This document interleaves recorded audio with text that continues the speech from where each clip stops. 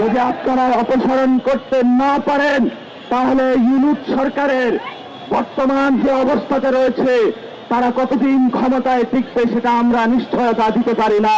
আমাদের সদস্য সচিব আক্তার হোসেন এবং যুগ্ম সদস্য সচিব তাসনিম জারাকে ইউএন মিশনে নিয়ে গিয়েছেন, কিন্তু সেখানে নিয়ে তারা লীগের সামনে আমাদের গণঅভ্যুত্থানের নেতৃবৃন্দকে ছেড়ে দিয়েছেন। বাংলাদেশের 18 কোটি মানুষ, আপনারা আমাদের সাথে যতই কলা দেখানোর চেষ্টা করুন না কেন, আমরা কখনো ভারতের কোলে যাব না, যাব না, যাব না। যদি আপনাদের পলিটিক্স ভারত মুখী হয়ে থাকে তাহলে আপনারা আমাদেরকে জানান, আমরা তাহলে আপনাদের ব্যাপারে নতুন করে সিদ্ধান্ত নেব। আমরা এখনো বিশ্বাস করি বাংলাদেশের শহীদ জিয়ার সৈনিকেরা, খালেদা জিয়ার সৈনিকেরা যারা রয়েছেন তারা আপনারা গৃহবরে প্রত্যাখ্যান করবেন মির্জা ফখরুলের এই বিবৃতি। আমরা আরো দেখতে পেয়েছি এই ইন্টারিম গভর্নমেন্টের প্রধান ইউনুস আমাদের সদস্য সচিব আক্তার হোসেন এবং যুগ্ম সদস্য সচিব তাসনিম জারাকে ইউএন মিশনে নিয়ে গিয়েছেন, কিন্তু সেখানে নিয়ে তারা লীগের সামনে আমাদের গণঅভ্যুত্থানের নেতৃবৃন্দকে ছেড়ে দিয়েছেন। এটা ইউনুসের জন্য লজ্জার, বাংলাদেশের রাষ্ট্র হিসেবের জন্য লজ্জার। এই জন্য পররাষ্ট্র মন্ত্রণালয়ের ব্যর্থতার দায় নিয়ে অতীব সত্তর তাদের ব্যর্থতার দায় হিসাবে বাংলাদেশের মানুষের সামনে এসে তাদের ক্ষমা প্রার্থনা করতে হবে। এবং গণঅভ্যুত্থানে যারা রয়েছেন, বাংলাদেশে যে দূতাবাসগুলোতে এখনো আওয়ামী লীগের সাংবাদিকরা রয়েছেন, অতি দ্রুত গতিতে সিভিল সার্ভিস থেকে, সেনাবাহিনী থেকে, বিভিন্ন রাষ্ট্রের অঙ্গ প্রতিষ্ঠান যারা রয়েছে, অতীব সত্তর আওয়ামী লীগের যে গুন্ডা বাহিনী রয়েছে তাদেরকে দ্রুত গতিতে অপসারণ করতে হবে। যদি আপনারা অপসারণ করতে না পারেন তাহলে ইউনুস সরকারের বর্তমান যে অবস্থাতে রয়েছে তারা কতদিন ক্ষমতায় টিকবে সেটা আমরা নিশ্চয়তা দিতে পারি না। আমরা আরো লক্ষ্য করছি জামায়াত ইসলামী কখন রাজাকার বলে পাকিস্তানি ট্যাগ দিয়ে যখন বাংলাদেশের অলিগলিতে তাদেরকে পিটানো হয়েছে, আমরা জীবনের ঝুঁকি নিয়ে তাদের পক্ষে দাঁড়িয়েছিলাম।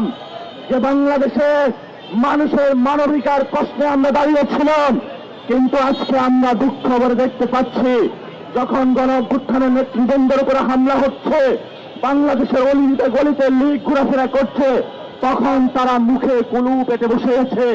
আমরা আরো লক্ষ্য করতে পেরেছি মানুষের মানবাধিকার প্রশ্ন, মানুষের অধিকারের প্রশ্নে আমরা নিবন্ধন কর্মসূচির সবগুলো কাজ সম্পন্ন করেছি। নির্বাচন কমিশনের কাছে গিয়ে আমরা বলেছিলাম যে শাপলা প্রতীক পেতে আইনি কোনো বাধা আছে, তারা আমাদের প্রশ্নের উত্তর দিয়েছে আইনি কোনো বাধা নেই। কিন্তু কেন প্রতীক পাবো না সেই প্রশ্নে তারাও মুখে কুলু পেতেছে। এজন্য আমরা বলি সর্ব জায়গায় ষড়যন্ত্রের গন্ধ পাচ্ছে।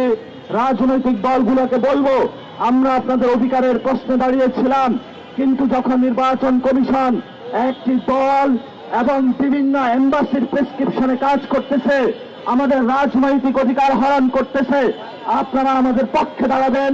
যদি পক্ষে দাঁড়াতে না পারেন, অধিকারের প্রশ্নে কিভাবে আমরা আদায় করে নিতে হয় সেটা আমরা রাজপথে ভবিষ্যতে ইনশাল্লাহ আদায় করে নিব।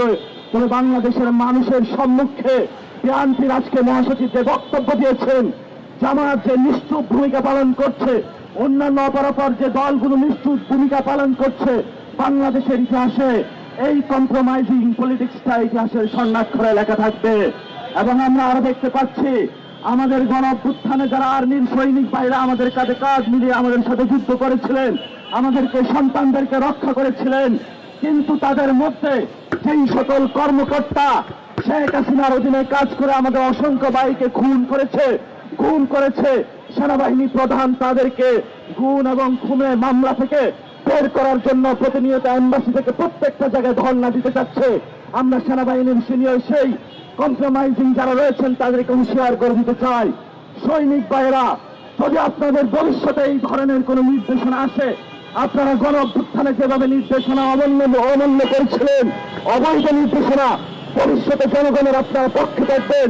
আপনাদের রুটির প্রশ্নে, আপনাদের অধিকারের প্রশ্নে ইনশাল্লাহ আপনাদের সাথে অতীতেও আমরা ছিলাম, ভবিষ্যতে ছিলাম, কিন্তু যারা খুন করেছে আইসিসি ট্রাইব্যুনাল থেকে একটা লোক নিস্তার পাবো না। প্রত্যেকের আমরা বিচার নিশ্চিত করে বাংলার মাটিতে ছাড়বো ইনশাআল্লাহ। গত 15 বছর বিএনপি বাংলাদেশের একটা বিরোধী দল হিসেবে, জাতীয় পার্টি ছিল গৃহপালিত বিরোধী দল সংসদের মধ্যে, আর সেমি গৃহপালিত একটা দল ছিল বিএনপি। তবে রাজপথে ব্যর্থতার পরিচয় দিয়েছে। সেই ব্যর্থতার কারণে আমাদের 2022-এ আমরা শহীদ হতে দেখেছি। বিএনপিকে হুঁশে ফিরতে আসতে আমরা আহ্বান জানাচ্ছি। ভারতের পক্ষে যাবেন না। বর্তমানে জাতীয় party, Awami League, BNP, army, কতিপয় কর্মকর্তা বিভিন্ন এম্বাসির চোখ সাজে এবং ইন্ডিয়ান এম্বাসি এক অক্ষ শক্তিতে তারা অবস্থান করছে। তারা যতই শক্তিশালী হোক না কেন, বাংলাদেশের 18 কোটি মানুষ, আপনারা আমাদের সাথে যতই কলা দেখানোর চেষ্টা করুন না কেন, আমরা কখনো ভারতের কোলে যাব না, যাব না, যাব না।